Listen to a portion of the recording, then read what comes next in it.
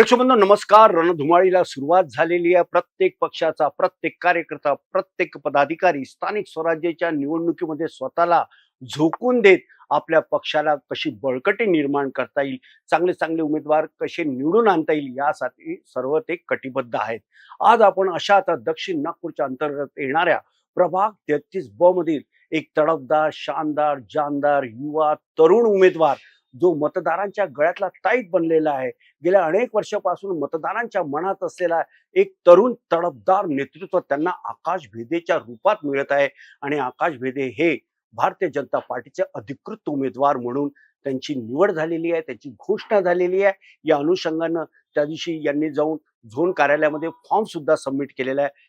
आपण निवडणुकी संदर्भात त्यांच्याशी काही बातचीत करूया. आकाशजी, सर्वप्रथम मी आपलं खूप खूप स्वागत करतोय. आकाशजी, मला हे सांगा की आता आपण ज्या दिवशी फॉर्म भरायला गेले, तर फॉर्म भरताना मी बघितलं की बरेच उमेदवार आहेत, त्यांच्या मनात काही ना काही गोष्टी ह्या सुरू होत्या. आपल्या मनात नेमक्या काय गोष्टी होत्या? बराच उमेदवार लोकांच्या मनात काही ना काही सुरू असेलच, 100% असेलच. परंतु माझं असं आहे की मला पहिले भारतीय जनता पार्टीने दक्षिण नागपूर महामंत्री, युवा मोर्चाचा महामंत्री म्हणून कार्यरत केलं होतं. त्याच्यानंतर मला दक्षिण नागपूर युवा मोर्चाचा पालक म्हणून कार्यरत केलं होतं. तर मी लोकांसाठी जुना नाही आहे.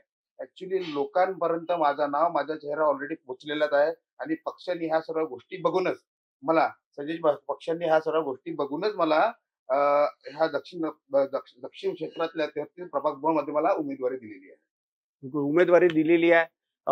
आकाशजी, असं मी बघतो की बरेच असे उमेदवार आहेत की जे शॉर्टकट मारून कुठलं तरी आपलं यशस्वी व्हायला बघतात. जीवनात शॉर्टकट असायला पाहिजे? बिलकुल बिलकुल शॉर्टकट नाही पाहिजे. कारण बघा, असं आहे की माझे वडील 4 टर्म नगरसेवक राहिले होते. तर माझ्या वडिलांनी मला सरळ शब्दात सांगितलं होतं की विठ्ठलराव भेदे. विठ्ठलरावजी भेदे. तर सर्वात पहिले त्यांनी म्हटलं की तू पक्षामध्ये काम कर. मी 15 वर्ष पक्षामध्ये काम केलं. काम कर, नाव कर, त्याच्यानंतर तू तिकीट माग. मी तिकीट मागून देणार नाही. पक्षाने मला माझ्या काम बघून मला तिकीट दिलेली आहे. बिलकुल, खूप चांगलं. सर, आता तुम्हाला प्रभाग 33 ब मध्ये जी अधिकृत उमेदवार भारतीय जनता पार्टीची म्हणजे उमेदवारी मिळालेली आहे, काय वाटतं तुम्हाला प्रभाग 33 मध्ये किती समस्या आहे आणि कोणकोणते कामं तुम्हाला अपेक्षित आहे भविष्यात? सर्वात पहिली गोष्ट म्हणजे आपल्या दक्षिण नागपूरचे लोकप्रिय आमदार, कार्यसम्राट आमदार मोहनभाऊ मते हे जिथे आमदार आहे तिथे प्रॉब्लेमच नाहीये. असं वाटलंच नाही की 4 वर्ष जरी 9 ते 4 वर्ष जरी इलेक्शन आपलं पुढे वाढलं असेल, अशा कुठलाही त्रास झाला नाही. छोटा मोठा त्रास झाला तर आमदार साहेबांपर्यंत त्या गोष्टी आम्ही पोहोचवून त्या क्लिअर करून टाकायचं. म्हणजे असा काही त्रास नाहीये. पुढे राहिला आता माझा पक्ष, तर मी माझ्या उमेदवारी भेटली आहे, माझ्याकडे ज्या ज्या प्रॉब्लेम येतील त्या मी सॉल्व्ह करण्याची समर्थ ठेवतो. बिलकुल. यावेळेला समस्त मतदार असेल आणि चॅनलचे जे काही प्रेक्षक वर्ग आहे, आपल्याला आकाशजी नीट ऐकतात आहे, बघतात आहे. काय मार्गदर्शन कराल किंवा काय सांगाल?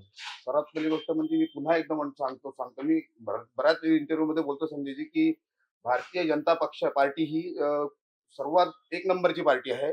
जी कोणत्याही राजकारण, त्याच्यानंतर कोणत्याही जातीभेद न करता समाजाचा विकास आणि लोकांचा विकास, आपल्या प्रभागाच्या विकासाचा विचार करते.